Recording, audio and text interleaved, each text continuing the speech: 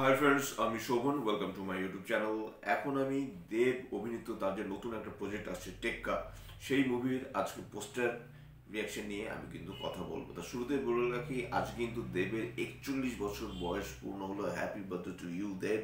দুর্দান্ত রকমের তোমার একটা কামব্যাক হোক, আবারও কামব্যাক হোক। এই কারণে আমি বলবো, কারণ অলরেডি কিন্তু তিনি একটা দুর্দান্ত রকমের একটা সময়ের মধ্যে দিয়ে যাচ্ছে, কিন্তু 2024টা তার যেন আরও ভালো রকম একটা কামব্যাক হয়, সেই জন্য আমি অ্যাকচুয়ালি কথাটা বললাম। তা টেক্কা মুভির যে পোস্টারটা আজকে সকালে যেটা ড্রপ করা হয়েছে, সেটা কিন্তু দুর্দান্ত। সাদা কালো পোস্টারটার কালার, এবং সাধারণত আমরা যেরকম পোস্টারটা দেখে থাকি, এটা কিন্তু ঠিক এক্স্যাক্টলি সেরকম পোস্টার না, একটু ডিফারেন্ট টাইপের পোস্টার। এবং টেক্কা মুভিটা কিন্তু আসতে চলেছে এখন থেকে অলমোস্ট প্রায় 8-9 মাস পরে, মানে পুজোর সময় এই মুভিটা আসার চান্সেস রয়েছে। এবং 2024 সালে শুধু তাই নয়, টেক্কা নয়, টেক্কা ছাড়াও কিন্তু আরও একটা দুটো মুভি কিন্তু দেবের আসার কথা। দেবের 2024 সালে তার কিন্তু একটা বিজি শিডিউল রয়েছে। তো সেই শিডিউলের মধ্যে কতটা ভালো মুভি টেক্কাটা হয় সেটাই দেখার। এবং শুধু তাই নয়, সেই সময় পুজোর সময় কিন্তু আরও বেশ কিছু মুভি কিন্তু সেই সময় কমপ্লিট করবে, এবং কতটা ভালো হয় সেই মুভি। শুধু তাই নয়, টেক্কার সাথে সাথে অন্য অন্য মুভির কীরকম একটা কালেকশন আসে সেগুলো নিয়ে তো আমরা নিশ্চয়ই পরে আলোচনা করব, যখন আমরা পুজোর সময় মুভিটা দেখবো। অন্যান্য আমরা যখন মুভিগুলো দেখবো, সেসব নিয়ে তো একটা অ্যানালিসিস তো হবেই, যে এবং টেক্কা মুভিটা কীরকম হয়।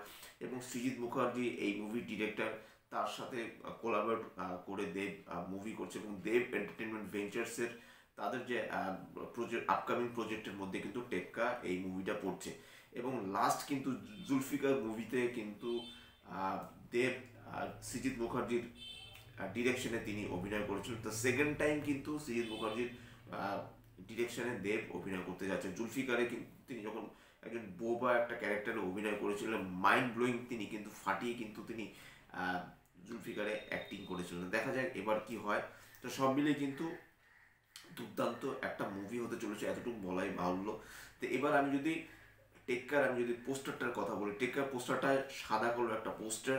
এবং টেক্কা যেই ওয়ার্ডটা, আমি যদিও তাস খেলতে পারি না বা তাসের সাথে আমার সেরকম কোনো কানেকশন নেই, কিন্তু এতটুকু বলতে পারি যে টেক্কা বা টক্কর নেয়া আমরা যেটা বলে থাকি, সেখান থেকে অ্যাকচুয়ালি এসেছে কথাটা টেক্কা। এবং টেক্কা এই যে কার্ডটা, এই কার্ডটা কিন্তু প্রচণ্ড একটা পাওয়ারফুল একটা কার্ড।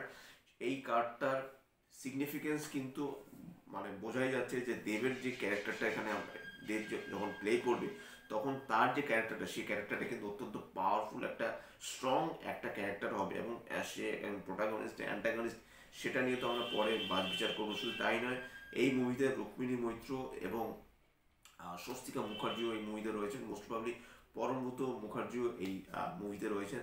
তা এই যে ক্যারেক্টারটা, এই ক্যারেক্টারটাকে নিয়ে একটা পোস্টার দেখে তো একটা ক্যারেক্টার সম্পর্কে কিছু বলা যায় না, কিন্তু টেক্কা যে ওয়ার্ডটা, সেটাই কিন্তু বহন করছে যে প্রচণ্ড পাওয়ারফুল একটা ক্যারেক্টার।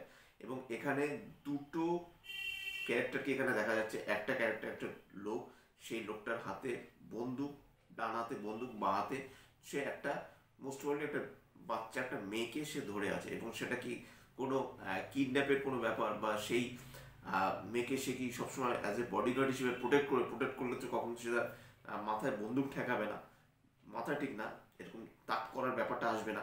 তা কীরকমভাবে জিনিসটা এগোবে সেটা কিন্তু বোঝা যাচ্ছে না, কিন্তু এতটুকু বোঝা যাচ্ছে যে টেক্কা এই মুভির যে পোস্টারটা, সেটা কিন্তু এক কথা অসাধারণ। এবং সৃজিত মুখার্জি তার মুভির সাধারণত তার মুভি যেরকম পোস্টারগুলো যেগুলো হয়ে থাকে, বা তার মুভির যেরকম টাইটেলগুলো হয়ে থাকে, সেগুলো কিন্তু সৃজিত মুখার্জি একটু মানে অন্য অন্য আমরা মুভি যেরকম মুভি দেখে থাকি, সেই মুভি থেকে দেখবেন আপনি একটু ডিফারেন্ট অ্যাঙ্গেলে তিনি এরকম মুভির গুলো টাইটেল কার্ড বলুন বা পোস্টারটা বলুন, একটু ডিফারেন্ট টাইপের হয়, যেটা কিন্তু দেখতে বেশ ইউনিক লাগে এবং খুব ভালো লাগে। তার বিগত কয়েক বছর ধরে সৃজিত মুখার্জি যেরকম মুভি বানিয়ে আসছেন, হয়তো তার প্রথম দিকে তিনি যে মুভিগুলো বানাতেন, সেখান থেকে হয়তো একটু অন্য ধাঁচে এখন মুভিগুলো হচ্ছে, বা মুভি যদি বক্স অফিস সাফল্যের কথা বলি, বা মুভিগুলো নিয়ে কিন্তু অন্যরকম চর্চা হচ্ছে। যখন আমরা পুজোর সময় আমরা যেই মুভিটা দেখলাম, সেই মুভিটা নিয়েও কিন্তু মোটামুটি একটা অন্যরকম একটা চর্চা হয়েছে অন্য অন্য মুভির থেকে। তো যাই হোক, সেই সব ভেতরে ঢুকছি না, কিন্তু এতটুকু বলতে পারি যে টেক্কার যে পোস্টারটা সেটা কিন্তু আমার বেশ ভালো লেগেছে। আপনাদের কেমন লেগেছে নিশ্চয়ই আমাকে কমেন্ট বক্সে লিখে জানাবেন। এবং দেবের আপকামিং প্রজেক্টের মধ্যে টেক্কা কিন্তু অন্যরকম একটা মুভি হতে চলেছে, সেটা বলাই বাহুল্য।